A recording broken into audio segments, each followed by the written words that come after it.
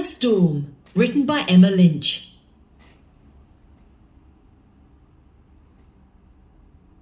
It's a hot summer night. It has been hot all week. Now a storm is gathering. It gets darker and the rain will start to shower down. To shelter. We see a lightning flash and then we hear thunder.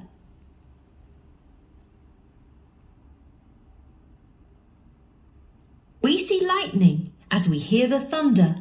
The storm is near. The lights flicker. The power might go off. This is how a summer storm forms. Hot, moist air travels up from the land.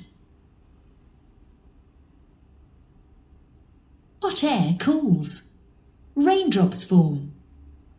Pure electric power forms. The electric power gets stronger and stronger. The power zaps back down to the land as lightning. Lightning hit was sudden and hot. The sudden mix of hot and cool air forms thunder. Storms are never just thunderstorms. Lightning and thunder go together.